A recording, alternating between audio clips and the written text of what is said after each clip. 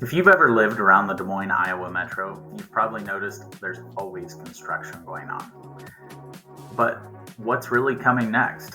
Some Iowa suburbs are about to explode with change, while others are transforming in ways that nobody's even talking about. In today's video, I want to take a moment to look at a handful of things around the metro that are changing that could entice you to change where you're currently located at, or if you're moving to the area. So everybody always talks about West Des Moines being the area of growth in the Des Moines Metro.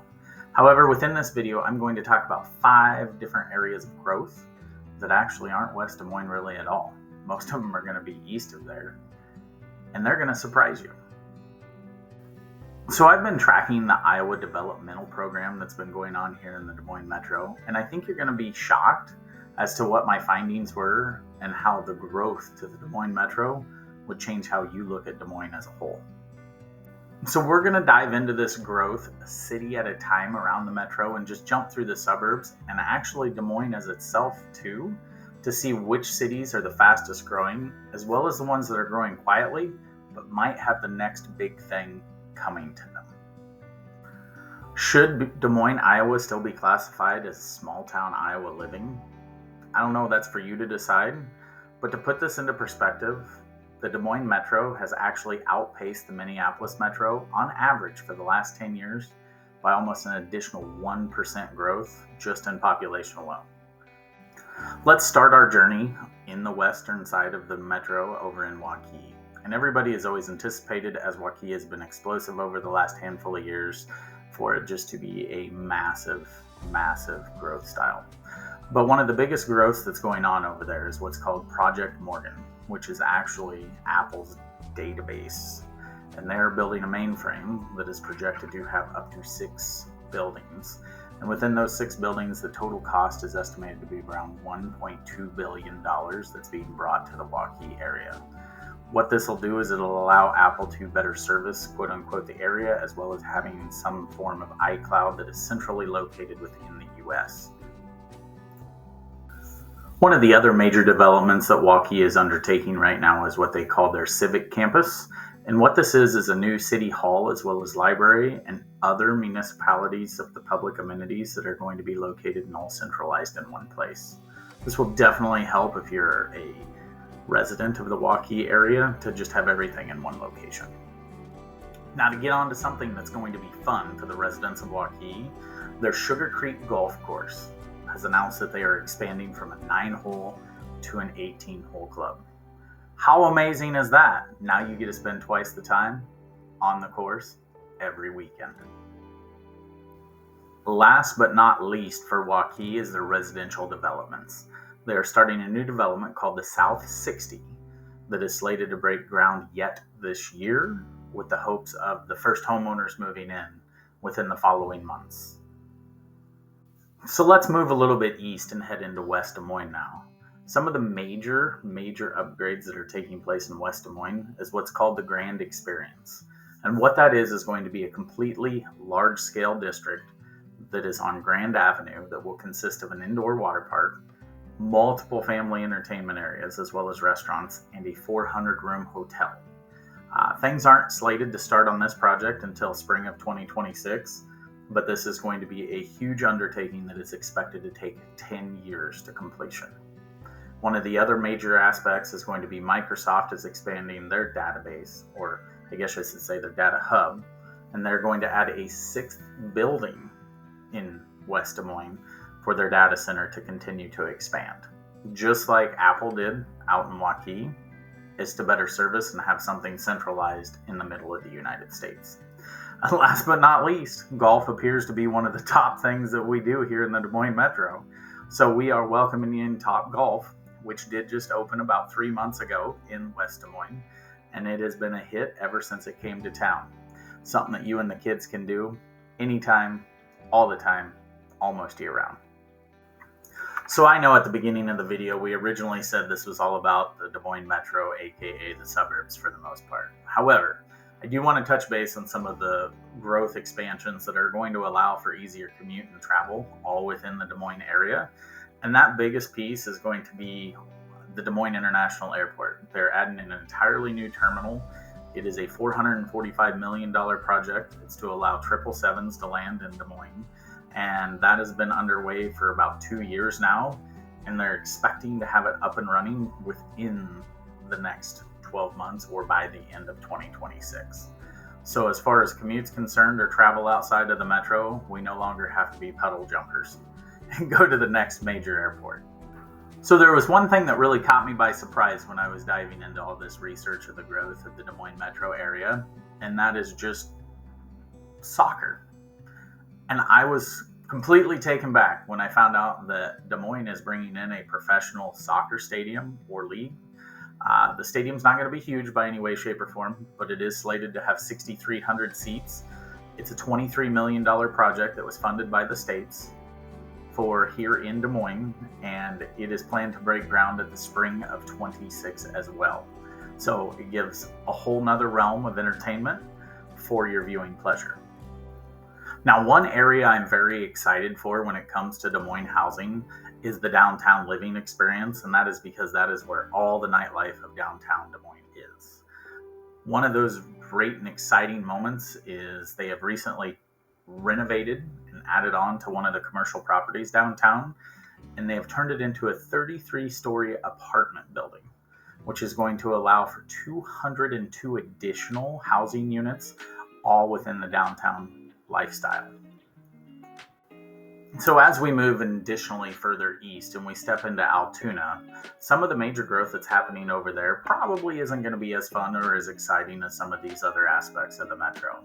However, one of the big things that Altoona did receive is a brand new Honda dealership, which is also located right next to the brand new Homes 2 by Hilton Hotel, as well as a ton of warehouse space for the small business owner to start up and potentially have their own shop within kind of like what you'd say is a strip mall, to better give an array of different functionality to the area. On the residential front for Altoona, there is 2 locations that have went in. One of those is known as Cricket Knoll Housing, which is a city plan development, and that is going to be a small 18-acre plot of single family and or townhouses. I'm going to be under the assumption that it's more for affordable living type of situation, but what they're also doing in that same 18-acre plot is they're going to have a brewery, a gym, and a coffee shop to kind of give you a little sense of community right there that you don't have to go very far. Secondly, they're doing what's called the East Neighborhood, which is a new 80-acre neighborhood that is being planned, which is on the far east end of the town, which is also where the brand new middle school was built. And that's going to be used for mixed use, from single-family housing to multifamily apartments, parks, and some additional commercial properties to allow you to have kind of, again, another centralized hub for the entire community, all located in one place. Now for the exciting part, let's jump into Ankeny. Ankeny has been an explosive city for at least 5 of the past 5 years. Like, it just never seems to stop growing. And a handful of things that have went on here in Ankeny is what they're calling the I-35 expansion. And one of the major aspects to that is they are taking it from a 4-lane interstate to a 6-lane, which is a massive undertaking, as that also requires that any and all exits and the bridges be completely revamped, redone, to widen it out for additional travel, allows for easier commute from the Des Moines Metro up to the Ames area, which is going to be for your Iowa State fans. Go Cyclones! But anyway, within that expansion and with all that being said, along the I-35 corridor, there's a ton of additional businesses going in. Now, they're not necessarily your residential businesses, such as shopping for the general public, but they are going to be some of your major trucking facilities. You have multiple gas stations going in. There are, I want to say, 2 hotels going up right now, multiple gas stations along the way, just tons and tons of additional growth that is there to better serve everybody in the area as far as commuting from the Minnesota area down to the Des Moines Metro. So what town is growing the fastest in the Des Moines Metro? Again, I'm going to stick with Ankeny, as currently it is already platted to add an additional 700 to upwards of 1,500 residential housing options over the next 10 years. That is just absolutely mind-boggling when you take the rest of everything into consideration. Because Ankeny is growing at such a high rate that we've actually outgrown the commercial side of things, which is why me as an Ankeny resident was extremely excited to see all of the businesses go in within that I-35 project. And one of the things I forgot to mention, which surprisingly is huge for everybody, is Hobby Lobby. I went there for the first time this last week to get things for Halloween, and I was just dumbfounded with all the options that were available for everything. So if you remember at the beginning of this episode, we talked about a community that might be what you call a sleeper community, or something that you might not think is going to have such growth like it should. Big surprise, I've got two, both Carlisle and Indianola. First, let's dive into Indianola.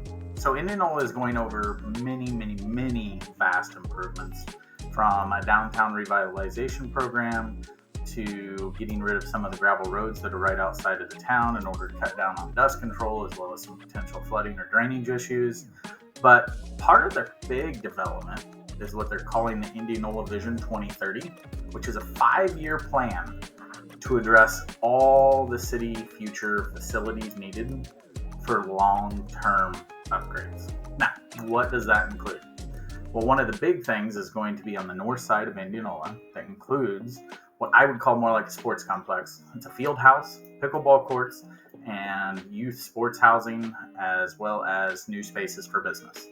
So to me, that's going to drive the most growth for Indianola as far as everything is concerned. Now, some of the other things that are going to be driving it is there's a new company / convenience store going into Indianola. And if you're from anywhere around the Des Moines Metro, or possibly anywhere in the Midwest North side of the U.S., there is a convenience store called Quick Start. I absolutely love it. It definitely goes hand in hand with the local conglomerate Casey's, and they just compete on every level. So a little fun for competition, nothing wrong with that. The other one is going to be their residential growth anticipation, which goes along with all of these plans put together into one. And what that is, and nothing's set in stone, there's not necessarily plat maps, none of that stuff. There's already multiple developments going on in Indianola as far as residential is concerned. But I would definitely be on the lookout that within the next 5 years, 10 years tops, you're going to see Indianola probably almost double in growth from its current population status.